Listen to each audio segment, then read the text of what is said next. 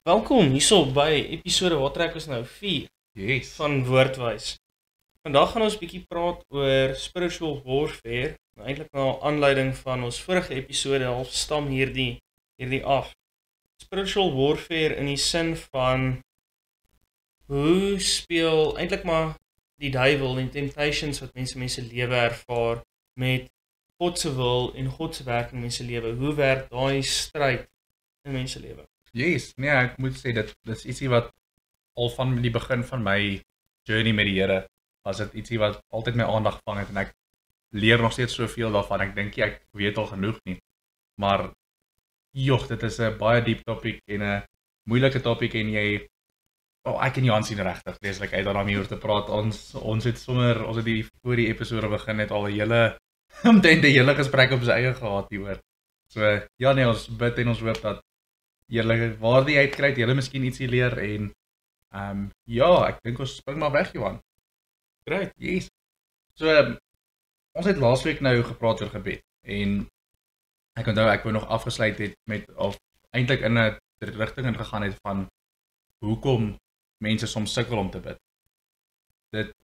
Ek dink dit is 'n ding wat elke Christen maar deurgaan partykeer, dis jy het deel in jou lewe nie net wanneer dit goed gaan nie, maar wanneer dit sleg gaan partykeer ook dat jy voel, joh, ek het net nie die energie om uit te kom by die Here of nee, ek is nou te besig om by die Here uit te kom. En jy voel dan half nee, joh, jy's nou 'n slegte Christen.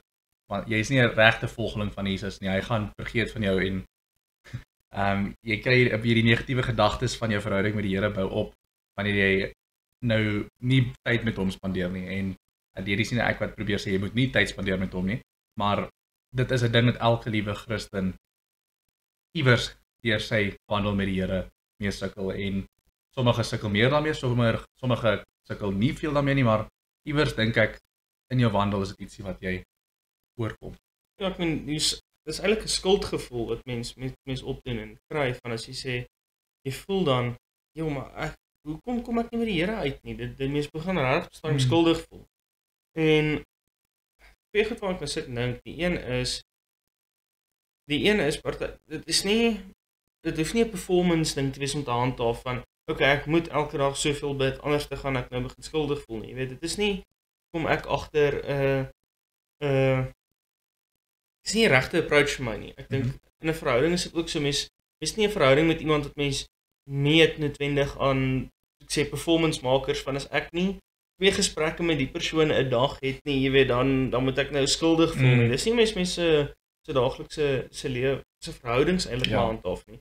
Ek dink tot 'n mate is mense verhouding met God dieselfde is daar's tye wanneer mens meer bid en daar's tye wanneer mens minder bid. Ja, dit is die mens gaan nou maar deur sulke tye. Die tweede deel is om te kyk daarna of die ander denkproses is as mens nou net kyk na skuldgevoel perspektief van okay, as ek nie wil skuldig voel nie omdat ek te min bid nie, okay, moet ek meer bid. So mense lewe eintlik 'n habit vorm om baie meer te bid. Yes. Maar ek dink steeds in daai opsig is dit wat gebeur is mens voel skuldig omdat jy nie bid nie en dan eintlik omdat mense skuldig voel mens of jy nie wil bid nie. En ek dink dit is waar dit 'n bietjie 'n bose kringloop begin raak. Is wat Yes. mense moet onthou is wanneer mense voel, okay, ek dink regtig nie ek vir die afgelope tyd genoeg tyd om gebed spandeer. Dan moet nie so 'n goeie reaksie om te wees. Dis maar ek voel nou so sleg, dink ek dan eintlik al die Here vir my want ek voel nou skuldig daaroor nie. Reg, ek dink 'n beter approach vir my is. Okay, maar hier is nou 'n fantastiese geleentheid. Jy weet kom ons maar dat mens eintlik nie 'n negatiewe denkpatroon vorm en skuldgevoelens vorm nie. As mens so iets agterkom om eerder daarop te fokus van 'n plan te maak om dan die probleem wat nou te min bid, sal mens sê, op te los. Okay. Hoe kan ek na hoe my daaglikse roetines en goed uiteengesit is op die oomblik meer by die Here uitkom? Ja. Ja, dit is maar dis 'n moeilike dis 'n moeilike ding om partykeer half te aanvaar ook is. Die lewe raak maar partykeer besig, daar gebeur dinge, daar gebeur goeters. En ek dink ook ek dink 'n ding wat my al baie weghou het van gebed uitkom is sonde. Ek bedoel as ek weet daar's ietsie wat ek doen wat ek nie moet doen nie of ietsie doen wat ek weet skeiding bring tussen my en die Here en dat ek weet dit verhinder hoe ek die Here approach en hoe ek die Here najaag. Wanneer hierdie goeters gebeur, dit maak vir my meer moeilik om te bid en my rasionaal soos gewoonlik dan in daai instances van ag nee, die Here sal genoeg hoor van hierdie ding wat jy mee sukkel. Jy sukkel al so lank hiermee, jy's useless. Jy moet nie eintlik meer jy moet oor hierdie kom aan, dit is nie regtig so erg nie. En dan dink jy nee, Jesus gaan nou nie meer vir my luister nie. Ek het nou my free trial van 14 dae hierso opgebruik op vir hierdie sonde bid. Nou moet ek moet nou betaal daarvoor. Ek moet ietsie doen. En daai is 'n vorm van spiritual warfare. En ons gaan vandag probeer in soveel rigtings ingaan van spiritual warfare wat ons kan en dink aan.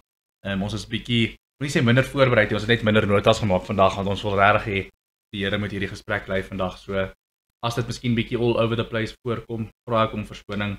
Ons so lank, maar ek glo en vertrou die Here sal ons mooi lei hierso, maar ek voel dit skop half mooi in hoe ons ek dink oor spiritual warfare wil praat en Johanna, het jy iets wat jy wil sê voor ek net in die woord inspring net om Ek nog wel sit en dink, nou wat jy gepraat het van sonde.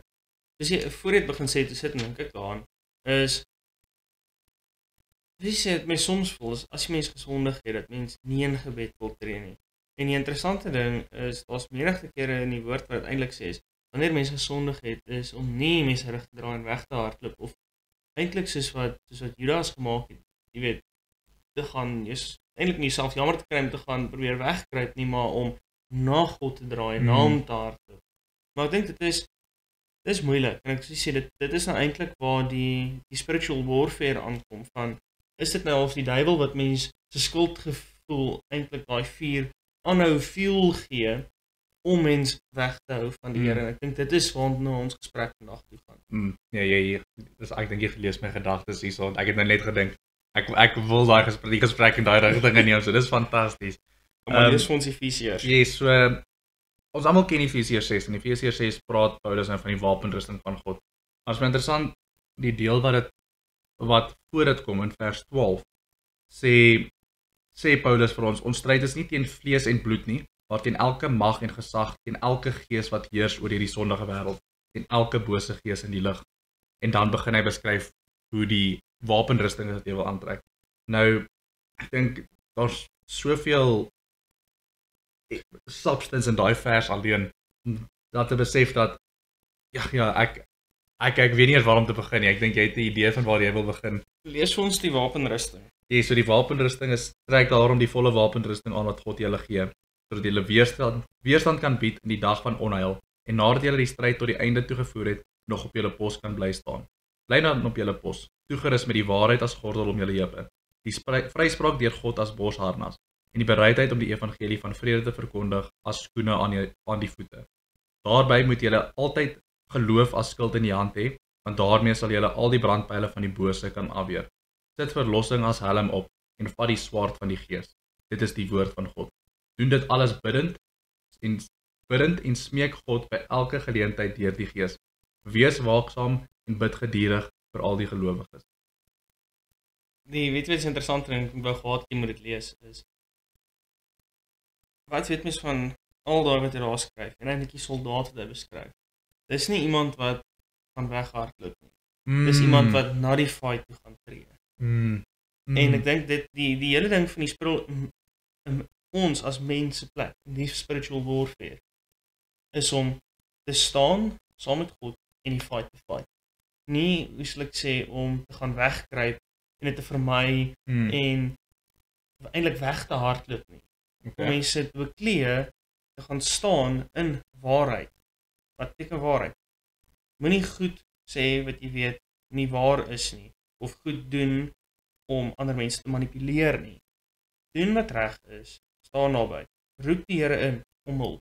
En ek dink dit is die key wat ek daar ook nogal regtig lees, is die hele beginsel van wanneer mens getempt word met sondes, wanneer mens deur moeilike tye gaan met jy voel, kyk hierso die duiwel probeer my nou hier iets kry wat ek weet ek nie moet doen nie, wat ek nie wil doen nie, om nie te probeer half cowardly wegkruip nie, maar te sê, die Here in te roep en jou man te staan en daar teen te staan.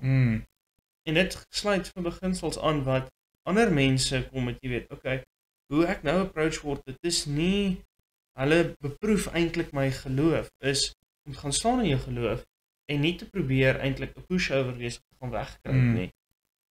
Joh. Nee, jessie.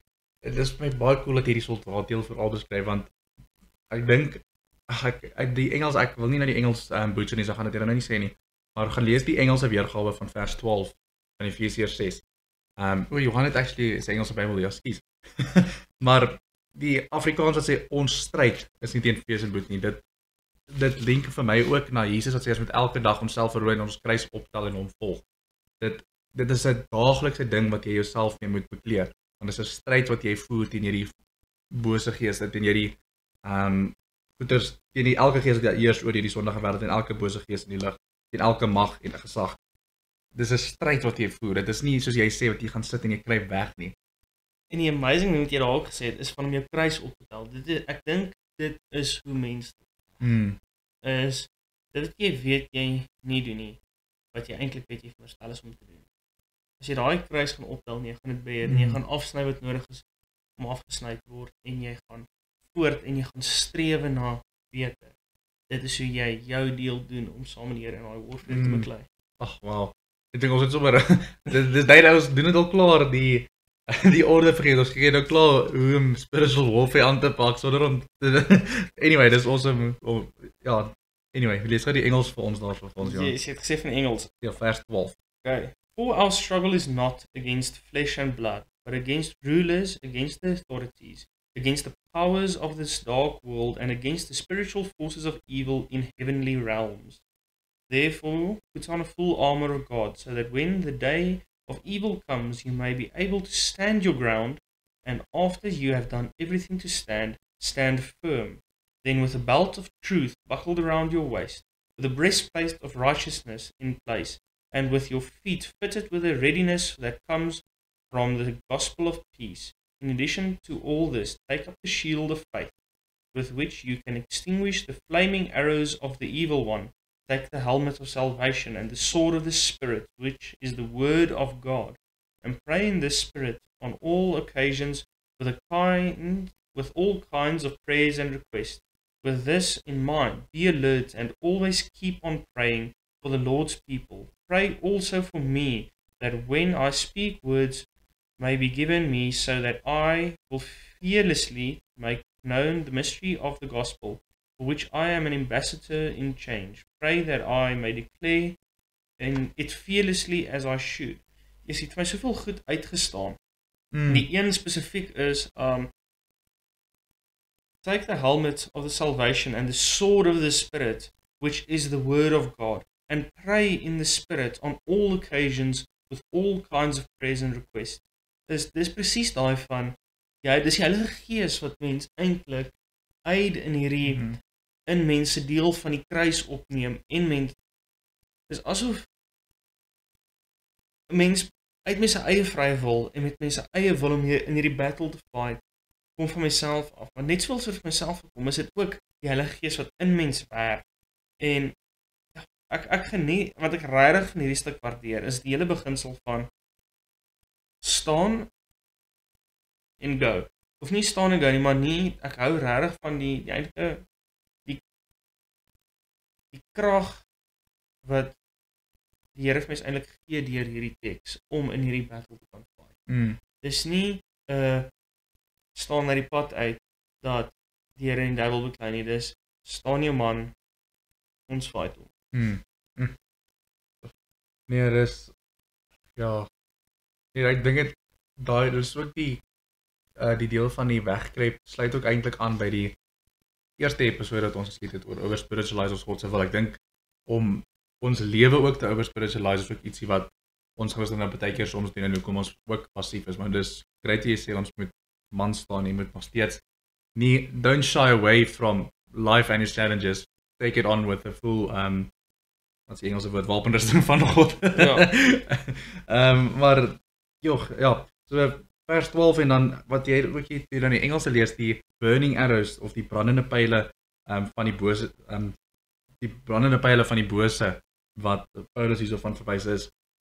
Dit wys my dat die bose hierso, ek weet nie of dit by die Engels ook so is nie, maar die bose is B is gecapitalized, so ek vermoed dit is Paulus wat probeer verwys na die duiwel hierso. En dit wys my die feit dat hy ons met brandende pyle aan, nie net pyle nie, brandende pyle. Hierdie is iemand wat eerstens, hy haat ons met alles binne hom. En hy is uit om ons weg te lei van God. Hy val ons aan met allerlei dinge. Hy val ons aan met goeders wat ons dink. Hy val ons aan met goeders wat ons sien. Hy val ons aan met wat ons doen. En kyk, ek weet dit is nou weer eens belangrik om nie te sê dat, soos jy nou sê, die duiwel is nie die rede hoekom jy slegte goed doen. Op die einde van die dag is jou flesh weak op sy eie en dit is hoekom jy die goed op die einde doen. Maar die duiwel val ons nevertheless aan. Hy probeer ons weglei van God. En dit is hoekom dit ook 'n stryd is, want die duiwel val ons aan en ons moet in ons geloof intree met die geloof as skild in die hand hê om die pyle te kan weerstaan. Dink jy die brandende pyle verwys na eintlik temptations wat van die duiwel afkom? Ek dink dit is baie moontlik. Dit is 'n my kort antwoord is ja. Okay. My lang antwoord is daar is nog baie meer goed wat dit na verwys, maar temptation is 100% een van die goedes wat dit na verwys. Ja, ek moet sê ek dink dit is, ek weet nie, ek my sit net dit is my interessante beeld eintlik as jy sê daai van as mens nou na dit kyk as temptations wat van die duiwel afkom is, hoe fight mens temptations met geloof as skild. Yes. Ek dink dit is nogal 'n beautiful image. Dis my baie stunning. Hey, dis hoekom dit so belangrik is om jou woord mooi te lees, man. Want jy begryp nie die goeie as jy dit net in klein versies en goeders lees. As jy dit in sy geheel neem, dit maak net soveel meer sin. Die van julle wat kunstenaars is, nee, soos my sussie is nou matriek, so sy het 'n kunsuitstalling nou in Oktober. Ja, ek kan nie wag om daarna te gaan nie. Maar die van julle wat kunsfans is, ek dink daai kan 'n stunning skildery maak. Ja, ek het al 'n paar gesien van waar Jesus soos oor iemand buig wat daar klippe na jou toe gegooi word en dan buig Jesus so bo oor jou om jou te beskerm. Ek het dit al gesien, maar met 'n brandende pyl kan nog ons. En dan die geloof as skild, dit kan vrek cool wees. Ek sal daarin belê, dis verseker. Maar ja, ek dink waarin ek het nou al wat is hierdie gaan dalk 'n bietjie mal klink, maar net om bietjie te praat oor ek dink met spiritual warfare is baie maklik om dit net in ons eie lewens en jou eie persoonlike bubbel te sien.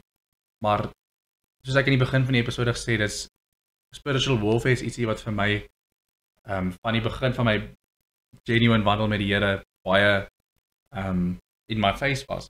En kyk, ek is nou, vir die wat my nou nie ken nie, ek is iemand wat baie belangstel in wêreldsake. Ek is iemand wat gereeld goeders gaan lees en gaan soek en daarvan hou om te weet wat in die wêreld aangaan, nie net in 'n politieke sensie, maar met die nuus, met geloofs journeys, wat ook al, ek is mal daarvan om te weet en te leer en by te bly.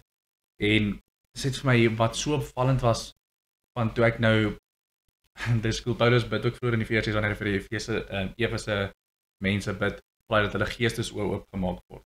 En toe my geestesoë oopgemaak was en jy besef net die total amounts of evil wat daar in die wêreld is. En ek verwys nou nie net na die reënboogmense nie. Ek verwys na 'n breë spektrum van goed. Een ding wat vir my baie opvallend was is die haat wat die mense vir mekaar het. Ek dink nie dit was ietsie wat ek sê nie dit was nog nooit so gewees nie, maar ek kan nie onthou wanneer laas dit so erg was, wanneer die mense so divided was soos wat dit miskien vandag is nie. En dan is daar goeie soos van die tipe misdade wat plaasvind, dit skyrocket die laaste ruk soos nog iets.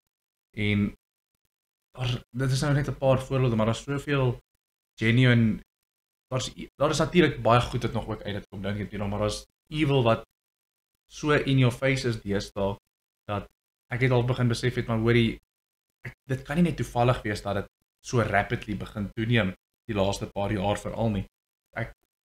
Dit het my, dis toe ek nou begin reels en goeders skryf van spiritual warfare, en waar ek nou begin testimonies hoor en testimonies lees van mense wat oor hierdie goeders praat. My hele gedagte en van wat hierdie is, was totally blown away gewees. En toe ek nou die woord mooi deurlees en begin begryp en begin verstaan, doen nog steeds nie soveel as ek kan nie, maar soos ek stukkie vir stukkie begin kry, jy begin besef dit is 'n real ding. Dit is nie net iets wat in die Ou Testament prevalent was nie. Ek bedoel in die Ou Testament waarsku hulle van witchcraft en van daai tipe goed. Daar's nou 'n hele ander level van evil. Maar jy sien daai en jy sien dan in die Nuwe Testament van hoe en hierdie lei al in 'n ander rigting in ook, maar bose geeste wat Jesus uit mense uitgekaas het. En in die Ou Testament waar jy nie tot dooie geeste of goeders met bid of probeer siek nie. Al hierdie goede dit sê net vir my daar is, soos Paulus hierso van praat, ander magte, ander geslagte, ander geeste wat oor hierdie wêreld heers. En ek het die opinie begin vorm dat hulle is agter meeste van hierdie toename in evil wat ons sien. En Johan, ek het nou vrek baie gepraat, so ek sal jou toelaat om met in te spring dat ek nou nie Ek dink mens 20 minute lank hier praat Ek dink mens moet versigtig wees om die tydstip waarin ons nou is te beskryf as die piek van evil. Ja, okay, ja. Want byvoorbeeld ek meen in Jeremia, die rede hoekom Jeremia daar was is Israel was op daai stadium het hulle die afgode Baal en Asherah wel eintlik maar aanbid, die Israeliete. En wat hulle duidelik genoem het, hulle het groepe saam seks gehad by Asherah, want sy was die godin nou al van vrugbaarheid en Baal die god van mag en krag, want die babas van daar, Baal was amper hy 2 arms gehad het so voor hom gestaan het, was nou so bil ding, en dan eintlik hy was hol binne, en hulle 4 binne gemaak, dat hy basically rooi warm was, en hulle pasgebore babas op die ding gaan sit dat hulle doodbrand. Maar ek lees snaaks is nie, dis ook, dis okay, maar kom ons, maar dis daar kan in 'n hele ander topik ja, gespreek maar my punt is daar is evil nog altyd. Dis nie uniek aan ons tyd nie. Nee. En om te sê ons is op die piek van evil, dink ek is ook nie noodwendig. Mens moet versigtig wees om daarna te kyk.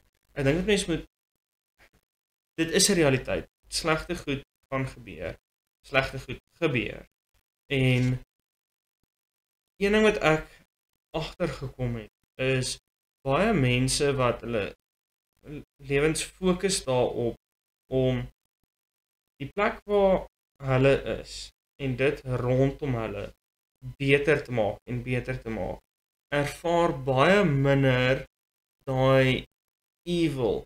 Dit beteken het gebeur met hulle nie, dit beteken het in hulle daaglikse lewe is hulle fokus op hoe kan ek wat rondom my is beter maak, dan is hulle fokus geskuif van die slegte wat gebeur. Verstaan jy? Ek het so halwe So, maar ek dink by spiritual warfare is die realiteit van die saak is slegte goed gaan gebeur. Dit gebeur. Maar in ons plek is mens myself vra, wat kan 'n mens daaraan doen? Ons het nie beheer oor God se aandeel weer nie. Ons nie eintlik beheer oor die duiwel nie. Nee. Ons het beheer oor wat kan ons doen. En wat ons kan doen is, soos ook nou gelees het van die wapenrusting van God, is om ons self te beklee om die beste te doen wat ons kan doen. Ja. En 'n strewe na, dit gaan oor 'n strewe van, en ons het ook daar gepraat is een ding waarvan ek nie altyd 'n fan is nie, is om die duiwel onnodiglik krediet te gee. Ek sê nie hy bestaan nie, maar dit gaan vir my baie oor beheer. In die sin, as ek op 'n logiese manier maar na te kyk, maar as iets slegs met jou gaan gebeur, of jy val vir een of ander temptation wat oor jou pad gegaan het, en jy sê, o nee, maar dit is die duiwel wat my dit maak doen het, of o nee, dit is die duiwel wat dit laat gebeur is. Sonder dat mense dit besef, sê jy eintlik, ek het geen mag in daai scenario gehad nie. Die sterkste mag in daai scenario was die duiwel. Mens moet maar versigtig wees daarvoor, want uit my eie ervaring is dit, kyk, dis nou waar dit begin triekie raak. Ek dink daar is party goed waar mense nie beheer het nie, wat die duiwel laat gebeur. Fine. Maar 95% van die tyd, is dit nie meer is nie, is die slegte goed wat mense doen, en wat mense met gebeur, is eintlik in mense eie beheer. En dit is waar mense moet versigtig raak om in hierdie eintlike spiritual warfare waarvan mens weet, die krediet aan die duiwel te gee in plaas van homself die verantwoordelikheid te neem. Want deur self die verantwoordelikheid te neem vir daai slegte ding wat gebeur is, sê jy eintlik, die duiwel was eintlik totally powerless. Ek het dit gedoen as gevolg van ek. Maar ek weet ek en saam met Jesus kan ek myself verander. En dan kan mens beter doen en beter word. Ja. Ja, nee, ek stem ook saam met die ding van dit is sinneloos en ek dink ook verkeerd om nie soms net verantwoordelikheid te neem vir jou aksies nie. Op die einde van die dag is dit jou aksies wat sekere goed wat doen. Maar dit vat nie weg van die feit dat soos dit nou hier staan, die duiwel val aan.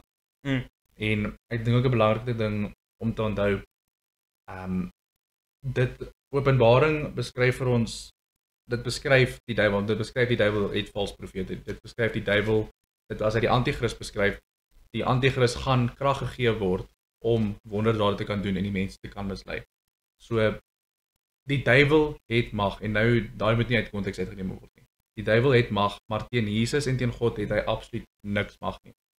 Wanneer temptations en wanneer daai tipe goeders oor 'n mens kom, is dit wat my baie help is belangrik om te onthou is dit daai goeders, jy gaan nie dit op jou eie kan weerstaan nie. Die duiwel het oor jou individueel sonder Jesus, het hy mag oor jou. Maar wanneer die Heilige Gees en Jesus in jou het en met jou het, hy kan nie aan jou raak nie. Geen bose gees kan aan jou raak wanneer jy die Here in jou het nie. Maar wanneer jy daai temptations en daai struggles wat die duiwel oor jou pad stuur, wat hy jou meer tempt. Die duiwel kan jou nie maak iets doen nie. Die duiwel kan jou tempt om goed te doen. Maar hy gaan jou nie maak te doen nie.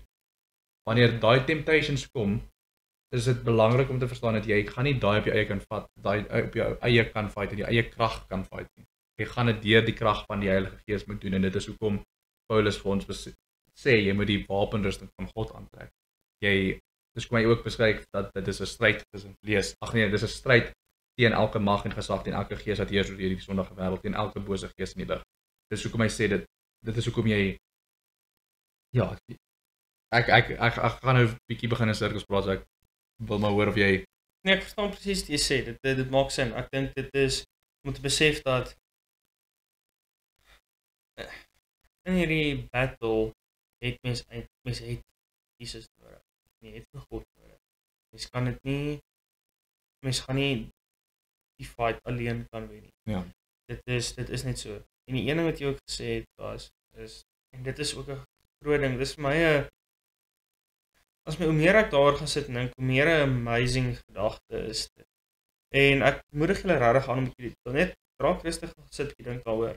Dis David net gesê het van die duiwel kan jou tempt om iets te doen, maar ek dink nie maak nie. Daar's 'n gedig. Invictus is die ding se naam. Gedig se naam. Ek kan nie onthou wie dit geskryf het nie. Maar ek dink sy heel laaste stukkie. Dis nogal 'n quote wat op baie plekke is en is een van my favorites is I am the master of my fate, I am the captain of my soul. Want om te besef dat I am the master of my fate, I am the captain of my soul. Dis 'n ding van om beheer te neem oor my eie lewe en om beheer te neem in die sin van om God in te gryp. En besef niemand kan jou iets maak doen nie. Jy wil kan nie iets maak doen nie. Hy kan jou tempt, maar kan nie maak nie. Daar's 'n ander hoe jy nou dag kyk, The Kingdom of Heaven. Ek dink dat dit gaan oor Christendom en Moslem, nou wat twee konings. Ons gaan kyk die movie. Ek moet sê is 'n baie fantastic movie. The Kingdom of Heaven. Maar wat hy toe die koning toe nou gesê het is when you stand before God, you cannot say, but I was told by others to do thus. En dit sluit uit en uit daarbey aan van mens kan nie, wanneer mens voor die Here gaan staan, kan jy nie vir hom sê, nee maar die het my dit maak nie, nee maar die duiwel het my maak nie, jy het dit gedoen. Dit is nie, dit laat my dink aan 'n onderwyser wat jy voorgesê het, ja maar Pietie het my dit gesê ek moet dit doen. Nee, nou slaan jy steeds met 'n liniaal op die vinger want jy het dit gedoen, want jy het dit gedoen. Selfs beginsel. Wat 'n ding van as ek is seker jou maar te keer sê as jou vriend vir jou sê spring van die brug af, gaan jy van die brug af spring. Ek sê net wat die regte respons as jy my so aanhou nag, ja. Ons is baie lief vir ons maas, ek wil net dit daar uitsit. Nee, ek stem saam met jou, en ook het jy ook gesê, dat jy moenie alles krediet gee vir die, en sê, dis die duivel wat dit in jou gedoen het, ek dink, ek het daai artikel nou vir jou mos gestuur, en ek het nou ook gaan lees wat die persoon sê, nee, voor 'n teken dat jy onder spiritual attack is dat wanneer jy opstaan as jy doodmoeg en jy maak nie saak hoeveel jy geslaap het nie, wat ook al, en kyk, ek wil eers sê, ek sê nie dit kan nie waar wees nie, dit kan waar wees, jy weet, ons weet nie hoe die duivel werk nie, ons weet net wat die Bybel vir ons sê van die duivel, ons weet dat hy verleidend is, ons weet dat hy die king of lies, of as hy die prince of, hy is die prins van iets, die prince of darkness, excuse, ek is nou gedagte, ja, anyway, maar ons weet dit, maar, en ons weet nie of hy kan dit doen, maar dalk is dit net 'n geval van, jy het dalk op jou foon gescroll 2 minute voordat jy in die bed geklim het, dalk was dit 'n geval van, ek weet nie, daar's iemand wat geraas het buite en toe, of, daar's soveel faktore om in berekening te bring, dat beteken nie net omdat jy moeg opgestaan het, dat is nou die duivel wat jou aanval nie, dalk moet jy ook, interessante feit, en dit is ook hoekom ek sê ek hou daarvan om te leer en wat ook al. Vir jou om goeie slaap te kry, is een van die goeie wat jy moet probeer doen, is jy moet soos kafeïne probeer vir my 10 ure voordat jy gaan slaap. En jy moet 3 ure voordat jy gaan slaap, nie ook ophou eet, jy moet niks meer eet nie. En dan sal nog 'n paar ander sulke goedjies, maar dit verbeter jou slaap. So as jy nou gaan slaap met 'n maag vol kos, maar jou lyf moet nou jou goed prosesseer, terwyl jy eintlik nog moet rus ook. Jou liggaam kry nie genoeg tyd om te herstel nie. So dan word jy nou moeg wakker. Anyway, dis van feite wat jy leer hierso by die podcast ook. Maar daar's soveel ander goeters wat kan veroorsaak dat jy moeg opstaan. Dit is nie noodwendig die duiwel nie. En dis weer eens 'n geval van jy overspiritualize die goeters tot 'n mate. En ons wil ook net waarsku daarteen of seker maak ja. En 'n interessante ding is, wat ek ook daar raak gelees in die artikel is, dat jy het geskryf van die keer wanneer jy voel in die Bybel of wanneer dit nou al vir jou Bybelleestyd kom en jy voel eintlik glad nie gemotiveerd daarvoor en so nie, dat eintlik die duiwel is wat daar probeer ingryp om nou half mense te keer om by die Here uit te kom. En ek dink dit is 'n interessante gesprek, want weet jy hoeveel keer is ek in die gym, dan sit ek daar, dan kyk ek daai turnstile, so gaan ek nou ingaan, gaan ek nou nie ingaan nie. Maar baie keer, maar na ek gegym het ek dit baie geniet. En partykeer is dit nou maar net hoe mense deur die lewe gaan. As ek sê, dit voel vir my, ek het tot 'n mate daarmee saamgestem, maar tot 'n mate nie. Want het my gevoel is, want ek sê, iets soos gym byvoorbeeld, is partykeer is dit soos, jy sien op daarteen, maar nou ook nie jy begin gym, jy sal geniet jy het verskriklik. Partykeer half kom jy by Bybel lees, en as dit soos, maar ek nog eintlik môre se wiskunde toets voor leer, en jy, want as jy eers begin lees, ja, dan geniet jy het verskriklik, dan trek nie jy boek neersit nie, en jy, dis net, mens geniet dit net so baie. So dit is wat my ingekom het van, die realiteit is saaks, partykeer voor mens iets doen, het mense lyf of net, ek sê, lack of motivation, nie, maar tot 'n mate 'n lack of motivation om dit te doen of nie. En ek dink, dit is partykeer waar routines en dissipline 'n ongelooflike groot rol speel. En dis toe gesê dit van soos jy eet eintlik voor jy gaan slaap of so iets is. Mense daaglikse routines het 'n ongelooflike groot effek op wat mens doen. Is byvoorbeeld om te gaan gym deel van jou daaglikse routine. Dis maar net wat jy doen. Bestaan jy na die eerste keer dan, hoeveel keer is mens gedemotiveerd, maar bestaan jy daar binne as jy van, wag, nie as jy debat gehad nie. En dan ander keer dan staan jy weer voor, maar baie keer om net iets soos Bybel lees, byvoorbeeld deel van mense daaglikse routine te maak. Op 'n stadium raak dit 'n habit. En 'n habit is nou maar goed wat mense eintlik doen sonder om aan te dink. En dis amazing. As mense op daai punt kan kom, ek dink dit is soos die goal van eendag. Ek sal daar nie, maar ek moet sê, dit is nogal rarig as mens, en ek weet, dit is baie keer, ek weet, 'n verhouding, hoe verhouding eintlik ook moet wees. Mens voel, as mens 'n verhouding is met iemand, dit is, aanvanklik is dit soos, mens is opgewonde om mekaar uit te kom. Dan bestaan en begin 'n bietjie, dan is jy mekaar nog nie, en jy is 'n bietjie mysterie, dan bestaan en begin mens mekaar nou ken, en dan jy dan begin 'n bietjie tricky raak, maar dan bestaan dan raak soos 'n habit en dan of jy mens nie die gesprekke, mens praat met mekaar se dag, mens kom met mekaar uit, eintlik half net uit pure gewoonte uit. En dis amazing, want partykeer mens beweeg verby dit, want dan gaan sit en dink mens terug van, dis ek weer lekker gesprek daar gehad. So dit is, ek dink mens moet regtig kyk daarna, eintlik deel van die spiritual warfare om dit terug daarna te bring. Ek dink 'n manier hoe mens jou deel kan doen ook in hierdie spiritual warfare is om jou routines en jou habits so te vorm dat jy by God uitkom. Nee, dis want jy gaan nie die gees kan, hoe kan ek sê, voed as jy nie dit doen nie. Ja. En jy het die gees nodig om die stryd te voer. Ja. So nee, dit is 'n nice ding om, soos jy sê, as jy dit nou gewoonte laat begin raak en dit begin half deel raak van jou, dit is half ietsie wat dit kom by 'n punt dat as jy hierdie doen nie, dit gooi half heeltemal om. So ek het nou nie vandag my byvoorbeeld tyd in die Here, tyd met gebed spandeer en ek kom agter oor nie, my dag voel bietjie ietsie voel uit plek het, ietsie voel nie asof dit reg is nie en nice great. Dit gaan nie die temptations weg. Nee. Ek dink dit is die beginsel waar dit inkom van deur byvoorbeeld soos om die Bybel te lees en om te bid, deel van my se daaglikse rotine en habits te vorm. Dit vat nie in die temptations byvoorbeeld wat die duiwel soms gaan gee om dit nie te doen. Dit gaan dit nie wegvat nie. Dis net, ek wil sê nog 'n dingetjie om by 'n wapenrusting te sit, maar dis nog 'n dingetjie om by 'n wapenrusting te sit. Dit is soos 'n net 'n walletjie, jy weet, voor die golf nou inkom. Alles is klein, maar alles tel in die sin van dis 'n manier om jouself ook bietjie kan teen daai fight. Is 'n deel van jou routine is om moeiliker te maak om in die temptations te val. Ja. Nee, jy het nou al 'n gesprek al begin oopmaak wat ek en wou. Maar nee, ek het nie regtig nie van plan om in dit in te spreek, maar jy het dit oopgemaak en dit val mooi onder hierdie in. So dit gaan oor nou hoe beskerm jy jouself teen hierdie temptations.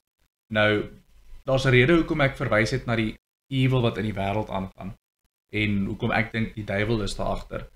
Ek dink hierdie is my opinie en dit is maar net oor hoe ek sien goeters evolve in die industrie en goeters. Ek weet nie nou hoe clued up jy is met wat daar aangaan goed nie, maar as jy nou gaan kyk na die entertainment bedryf, dink ek is 'n groot plek om na te kyk, want hoeveel mense kyk nie TV-shows en hoeveel mense is nie besig om musiek iewers te luister hierdie dag nie.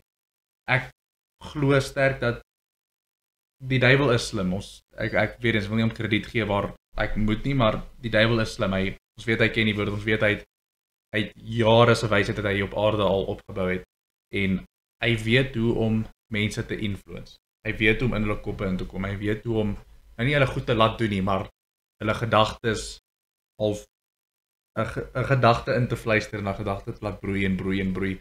En dis hoekom Psalm 119 vir my, ek dink is 119 vers 10 en 11 wat ek wil lees, wat vir my gehelp het om myself meer te beskerm en die konsep van myself te beskerm teen die temptations. Dit my gehelp in daai journey. So Dawid skryf, hoe kan 'n jong mens sy lewe skoon hou deur om te hou aan u woord? Ek wil aan u gehoorsaam wees met my hele hart, laat my nie afwyk van u gebooie nie. Aan u beloftes hou ek vas, dit weerhou my van sonde teen u. Nou, mooi gebed. Dis 'n vreeslik, baie mooi gebed. Psalm 119, hy's lank, so ek dink hy het 'n stigma teen hom. Maar dis een van die mooiste psalms in wat in die psalmboek is. Maar die Engels, as jy nou die Engels gaan lees, sê dit to guard your heart according to his word. En die Afrikaans sê dit nie daarso baie nie, maar die Engels sê dit vir my vreeslik baie. Jy moet jou self beskerm teen hierdie goeters. Ek glo dat die duiwel gebruik verskillende maniere om mense van God af te mislei. Ons weet dit is wat dit Openbaring sê, as terwyl die duiwel op aarde is, hy het 'n total hatred vir jou en hy gaan alles in sy mag probeer doen om jou weg te lei van God af en jou terug te draai op God en op die wêreld of op goede wat nie op God is daar nie. Gaan lees Openbaring en hy wil sê gaan doen dit maar saam met iemand sodat jy verstaan wat alles daarso gesê word, maar ons weet ook wanneer in die eindtye, so as ek kan sê eindtye het begin die oomblik toe Jesus teruggegaan het hemel toe. Dit is hoe ek dit verstaan. Is dat die eindtye het begin die oomblik toe Jesus teruggegaan het hemel toe en weer by sy Vader uitgekom het. Of by sy Vader gaan woon het. Maar ons lees in die eindtye gaan die duiwel begin opramp in die manier dat hy mense probeer weglei van God. Hy gaan die acts van die duiwel gaan meer prevalent wees. Ons gaan meer sien hoe mense begin goed verwar met kwaad en kwaad begin verwar met goed. En ek paraphrase daai deel bietjie, maar ek weet nie of dit Openbaring staan nie, maar dit is 'n waarskuwing wat in die Bybel vir ons gegee word van hoe die duiwel gaan werk. En dit is hoekom ek dink hy gebruik dinge soos TV shows. Ek dink hy gebruik dinge soos musiek. Ek dink hy gebruik video's. Hy gebruik enige vorm van media, enige manier wat goeders in jou liggaam ingaan of wat jy perceive, gaan hy probeer gebruik om jou te mislei van God af. En hoe dink jy daaroor? Ja, inderdaad. Ek sê nie, hy sê die rede hoekom jy nou noodwendig besluit, ek gaan nou Christen, of nie meer Christen word, of ek gaan nou hierdie sonde doen nie. Hy sê die rede hoekom jy dit doen nie, maar hy influence dit tot hy mate. So ek wil jou al vra, ek dink dit sluit half aan by, dink jy die duiwel het influence oor daai tipe goeders en influence om mense te kan mislei? Okay, eintlik voor jou vraag, daar's 'n paar goed, is die een oor Openbaring, dis die eindtye topic, dis 'n topic semi-apart, ek's nou besig, met Dominee Vanus, maar by NG die Bult, te Dinsdae aand, en ons moes daai reeks nou deur Openbaring, interessant om dit gesê het is, Openbaring het, Johannes het geskryf het, vir die mense iets beteken, 2000 jaar terug, dit het 1000 jaar terug, vir mense iets beteken, 100 jaar tot 50 beteken nou iets, ons moet baie versigtig, die boek is 2000 jaar al oud, ons moet baie versigtig wees om, te sê, tekens te gaan soek dat hierdie nou die einde is, is naby. So dit is 'n ding naby byvoeg. Maar ek dink terug na jou vraag van het die duiwel influence op eintlik die media en dit mense consume om mense is dit jou vraag? Ja. Ek hom reg verstaan. Jy het hom perfek verstaan. Ek dink dit is 'n vorm van temptation ook, in die sin van byvoorbeeld, kom ons vat sien maar Instagram. Ja, ek dink byvoorbeeld die duiwel het influence op party mense wat die tipe goed het hulle daar op sit, die video's en die stuff. Maar dit is steeds jou keuse of gaan jy daai mense gaan follow en gaan jy daarna kyk.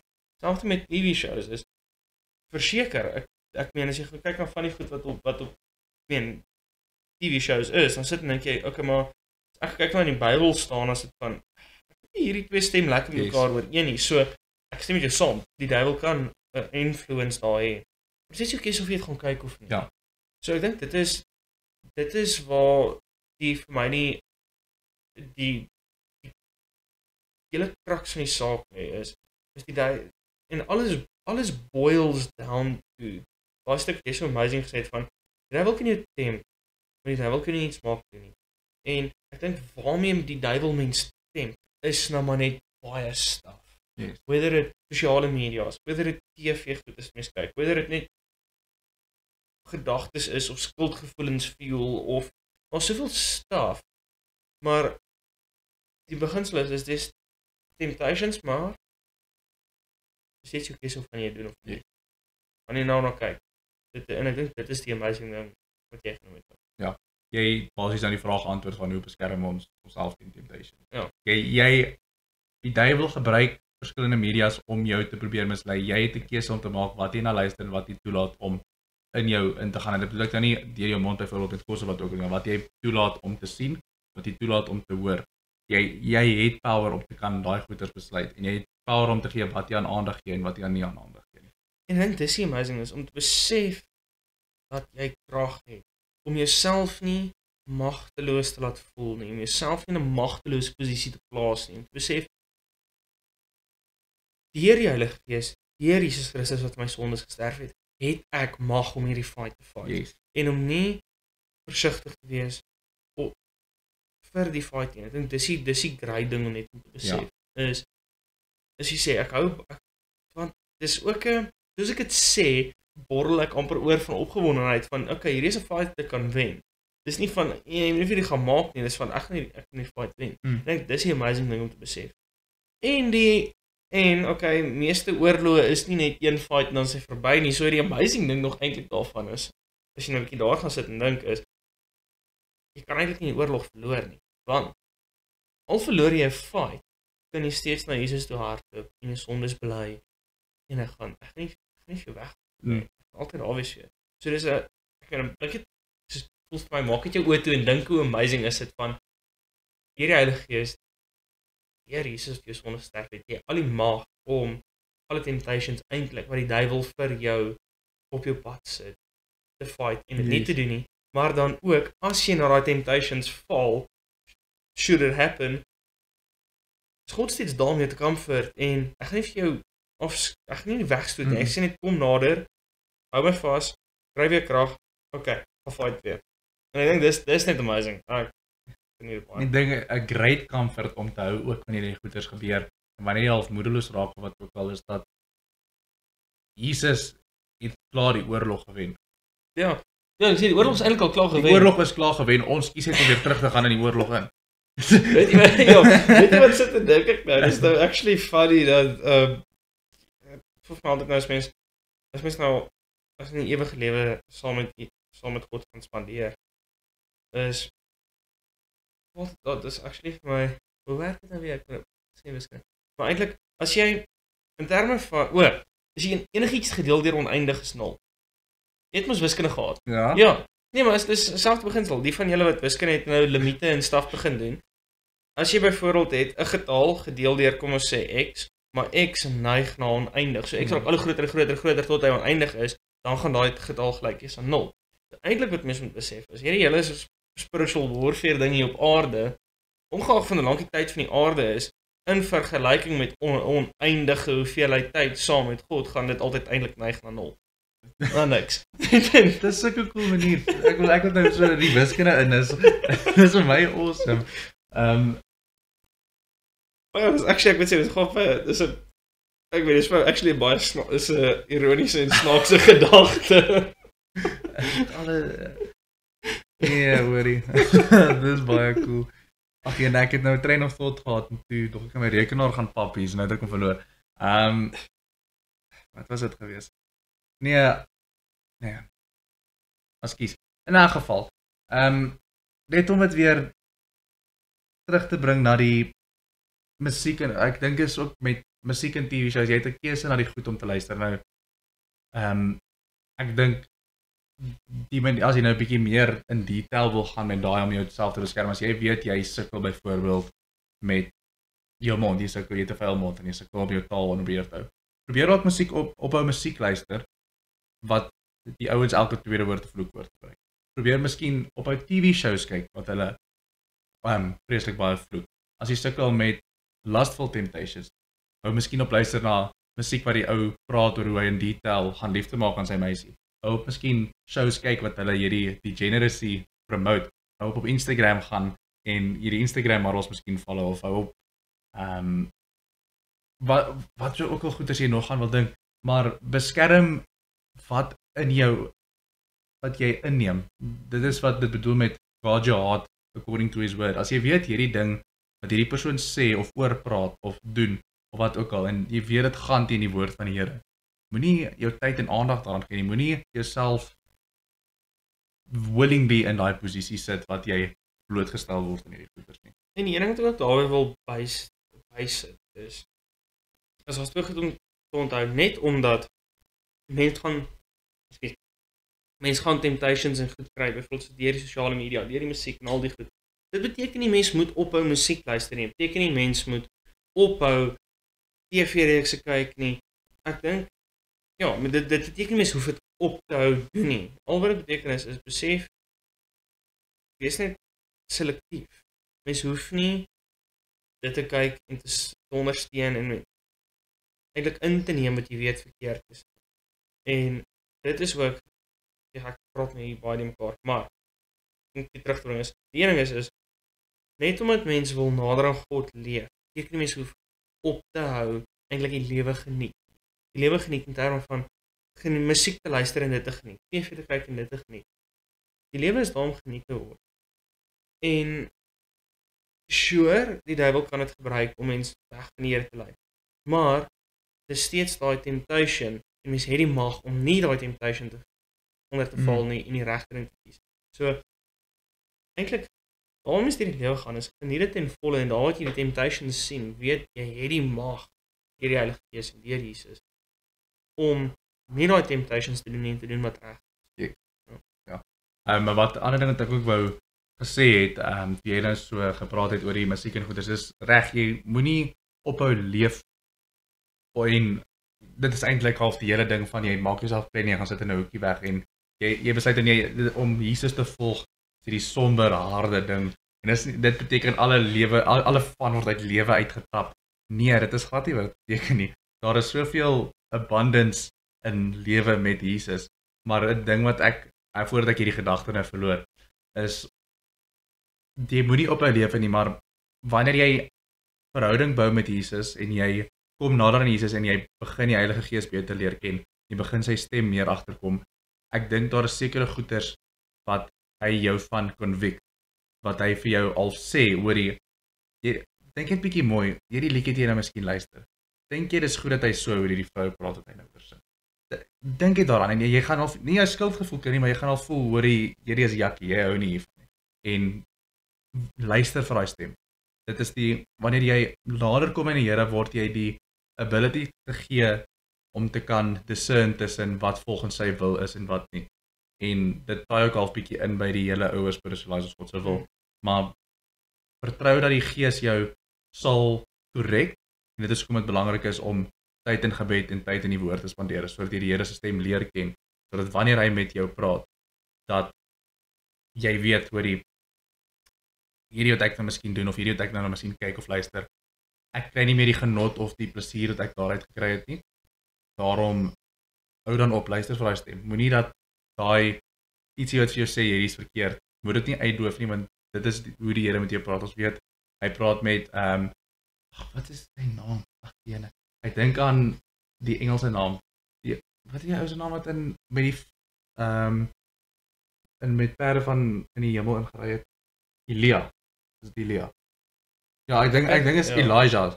Is die Engels. God het met Elijah gepraat met 'n fluister.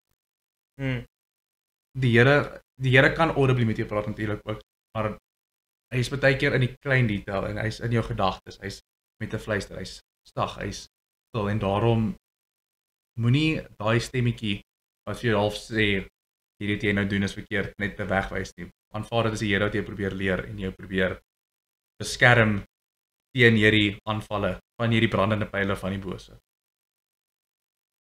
Ek kan net sê dan net dit wou sê. Wat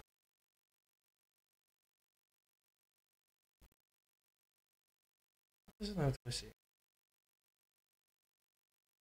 Ek onthou die een ding was maar dit was vroeër by die van mense hoef nie op nou eintlik lewe geniet nie is. Dis wat ek wou sê. Dis as mens kan nie nader aan Jesus kom en 'n beter verhouding met hom vorm en verwag jou lewe moet dieselfde bly. Dit is eintlik op amper opsomming van wat jy sopas gesê het, maar om te besef dat as jy nader aan Jesus kom, gaan jou lewe verander. Ja. En dis amazing. En baie keer hoe dit nou maar verander. Die een plek waar mense dit saam doen, jy gesê het is gebed. Dit is laaste probeer sê het van gebed. Dus gebed is eintlik waar jy bou verhouding met Jesus en jy in daai verhouding bou, sê ook vir hom, okay, ek weet daar is goed wat ek doen wat eintlik nie aanvaarbaar vir U is nie. Kom ons werk daaraan. En dan so verander jy jou lewe en jy bou verhouding met hom. Maar soos mense ook 'n beter en beter verhouding met hom bou, gaan mense lewe verander. En dit is wat belangrik raak is as mense 'n verhouding met hom bou, nie waar hy eintlik nou inwerk om jou lewe te begin verander, resist nie. Om te sien dat, okay, hierdie is iets wat ek weet verkeerd is. En hier word eintlik my, ek kan agterkom hier in my gewete en iets vir my sê, ek dink ek moet nou hierdie mee klaar wees. Ek moet nou afsny uit my lewe uit. Ek gaan nie meer hierdie luister byvoorbeeld nie. Van my Spotify likes af. Ja. Maar om dit verandering in mens lewe kan klein wees. Dit kan so eenvoudig wees soos een Spotify liedjie nou maar nie op mense Spotify like songs of maar dit gaan oor 'n beginsel van as mens verhouding met God gaan bou, gaan mens se lewe moet verander. Maar dit mens moet die lewe nie geniet nie. Ja. En dis eintlik op 'n manier kan ons amper die lewe meer geniet en mens gaan meer van die goeie kan sien. Ek bedoel Jesus sê vir ons in Johannes 10:10 dat the thief comes to only to steal and nog 'n ander woord, but I've come to give them life and give it in abundance. Ja, en as ek ken nie waar dit staan nie. Ek kan nie eers die hele vers onthou nie, maar ons het nog iets anders ook gelees van mense moet eintlik alles van die lewe geniet. Dis Prediker. Maar ek dink dis Prediker. Ek het geen idee waar in Prediker dit staan nie. Okay, gelukkig is Aubrey vinnig. Ingeoefen. Ek het tot die insig gekom dat daar vir 'n mens niks beter is nie as om vrolik te wees en die goeie van die lewe te geniet. Dat die mens kan eet en drink en onder al sy arbeid nog die goeie kan geniet. Ook dit is 'n gawe van God. Exactly. Dis Prediker 3 vers 12 tot 13. Baie julle. Maar exactly. Maar dit is en ek dink dit is in hierdie hele spiritual warfare. Deur die krag wat mens het, wat mens weet jy het as gevolg van die Heilige Gees in mens en Jesus wat jou sondes gesterf het. Weet mens kan die lewe geniet. Soos dit daar soos daar in Prediker staan. Ja, dis awesome dis awesome dat ons 'n God dien wat 'n bereid lewe create. Ek dink hy sou lewe geskep het en dit dull en boring en somber gemaak het. Ja, En ek bedoel dit sou ook iets so wees dat die vrugte van die Gees is vreugde. Een van hulle is vreugde nie. Daar's die Here is 'n hy's 'n awesome God, mense. Hy's so awesome. Maar ja, dis net weer eens, dit is belangrik om te onthou met die temptations, die belangrikste deel is om te onthou dat jy gaan nie dit op jou eie kan fight nie. Dit is eintlik 'n hele ander topik, maar ek het dit nou gesê en ek gaan dit nou vir julle lees. En dit kom uit 1 Korintiërs 10. Nou 1 Korintiërs 10 is 'n deel wat baie mense probeer gebruik om te sê dat hulle probeer al sê dat wat oor jou pad kom en wat se temptations jy ook al face, dit is nie hoe kan ek sê, jy kan dit oorkom, dit is nie so moeilik wat ook al nie. Maar ek gaan nou vir julle lees. Die stuk praat oor waarskuwings teen afgoderry, maar die deel wat hierso nou kom word is baie toepaslik op temptations en daai tipe goed. En dit sê daarom wie meen dat hy staan met oppas dat hy nie val nie. Geen versoeking wat meer is as wat 'n mens kan weerstaan, het julle oorval nie. God is getrou.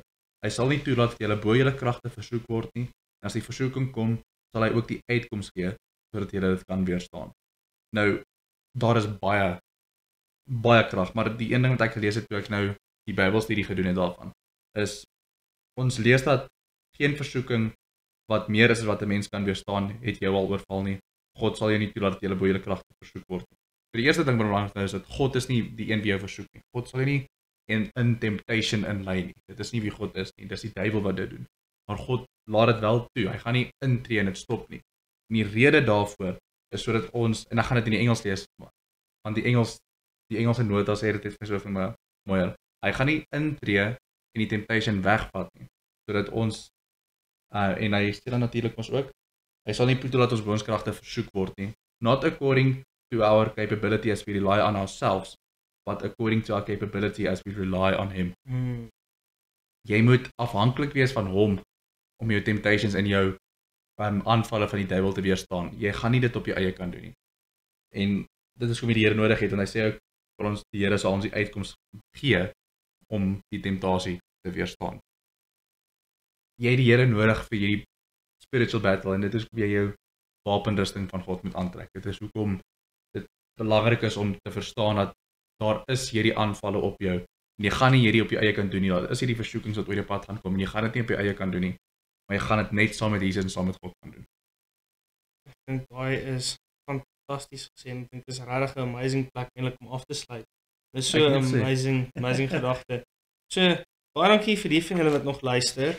Van die van julle wat luister en die ander het nie klaar geluister nie, sê vir hulle. En ja, volg ons bietjie, stuur aan vir julle maatjies. Ja, ons het nou 'n volle 10 followers, so baie dankie vir almal van julle wat ons wat ons follow. Ons waardeer dit. Ons hoop julle leer daarom iets hierso uit. Van hierdie onervare studente wat maar net 'n bietjie woordkennis het, maar ons geniet hierdie journey so ongelooflik baie en ons prys God dat hy ons die geleentheid gee om so te kan praat en ja mense, dit vaai die stryd met God, vaai die stryd met Jesus. Jy gaan dit nie op jou eie kan doen nie en ons is dien 'n genadiglike God wat daar wil wees vir ons en daar wil instaan. Dit is een van die groot redes hoekom hy sy seun vir ons gestuur het om aan die kruis te sterf. Maar ja, follow, stuur aan al daai dinge en ek en Johan hoop dat julle het 'n awesome en geseënde week en dag verder. Totsiens.